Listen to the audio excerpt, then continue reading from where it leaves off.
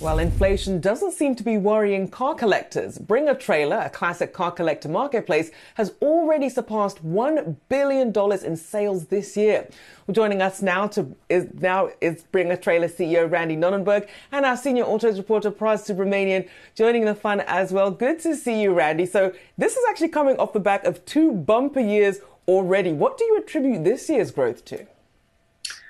This year, we've just seen people continue to be very interested in the space. And frankly, our audience has expanded into people that might never have thought about buying a collectible vehicle or a sort of hobby vehicle. And we've really expanded the audience and given people more confidence to buy online.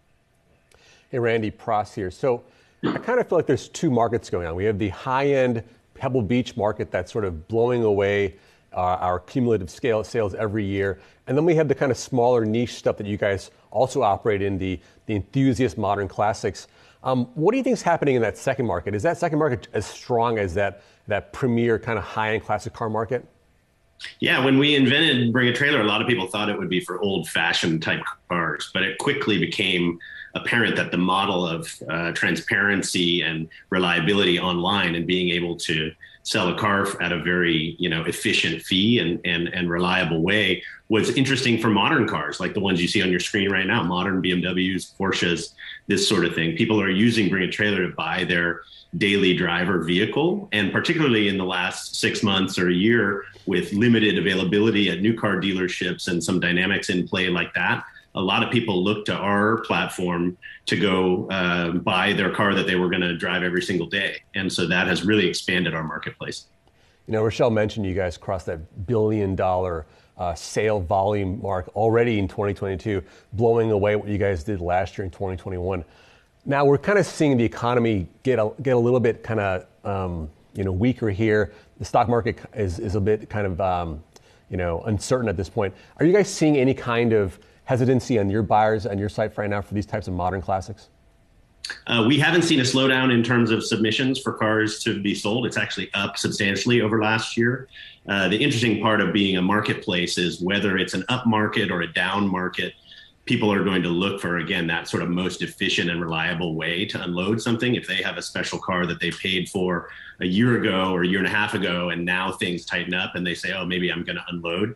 I really think that we're kind of poised to be the place where they will do that. So obviously everybody loves the boom years when everybody's, spending like crazy and, buying rapidly. But as people decide to look for places to sell, it's actually an interesting position we're in, as I think we'll see quite a bit of demand for the site's services, even if there is, a plateau or a slowdown. And so, Randy, obviously a lot of people think their car is worth a fortune. How do you manage expectations in this sort of environment, whether it's from what sellers can expect to get or even the fees that sellers and buyers can expect to pay?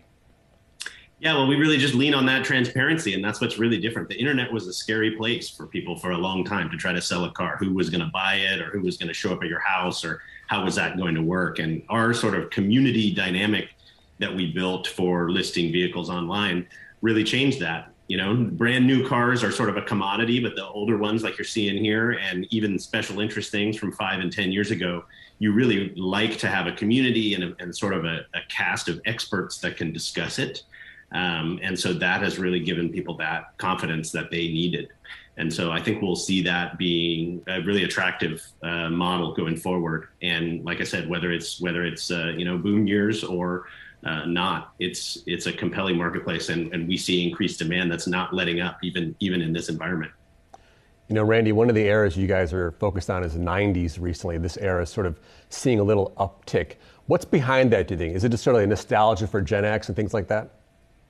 Yeah, I mean, when I was a kid, classic cars were from the 50s and 60s and had tail fins and chrome. These days, cars from the 80s and 90s are 25 and 30 years old, just like they were back in the day. But that's sort of the era of when people like me were in high school or were kids, and the kind of stuff we were looking at. Those have come into their own, and it's actually the highest volume of submissions and listings we have on Bring a Trailer are from the 90s and 2000s, 2010. And most people never guess that and are sort of surprised when I mention that a collectible and special interest car marketplace focuses on those sort of eras. But that's by far the highest dollar volume. A lot of the record results that we're seeing are in that sort of area. And it's different than people would have predicted. And Randy, we were looking at some images there of the 1962 Jaguar XK Series 1 Roadster that was on your site. If I had an extra $200,000 to spare, I would have tried to bid on it. Is there a unicorn car out there that you would like to get your hands on? And what sort of price range are you talking? Good question. I mean, our site serves all sorts of price ranges. Yeah, that one may have been 200,000, but I tend to tell my friends, I tend to dream about 20 or 25,000 at a time. There's a lot of different opportunities out there. My favorite cars that we're still just now seeing trickle onto the website are kind of the racing cars of my youth.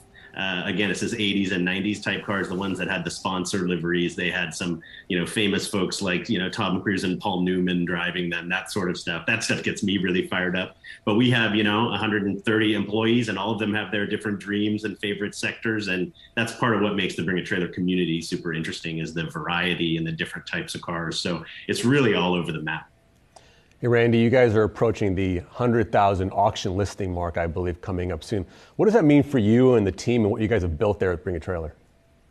Well, it's going to be a celebration. I mean, first of all, you may have been there in the early days, but when we turned on Bring a Trailer auctions in 2014, we did 3 cars, and we did 3 cars a week for the first little while. And so talking 3 plus 3 plus 3, and then now you're talking 100,000. I mean, it's just a crazy journey that we've been on. Obviously, there's been a lot of operationalizing the business to be able to do that. Like I said, with such a staff, we are still a human-centered product. So when you list a car and Bring a Trailer, you get a person to walk you through that, and you get to talk to them through the process. So it's not just an automated website. So to get to 100,000 and still offer that human level of service is really challenging. So we are celebrating that. I think we're about to cross 88,000 or 89,000 listings this week. And so we're a couple months out from that big milestone, and at least we'll throw a good party, but we'll hopefully be able to engage the whole Bring a Trailer community as well. Well, congratulations on that upcoming landmark. Bring a Trailer's Randy Nonnenberg and our very own Pras Subramanian. Thank you both.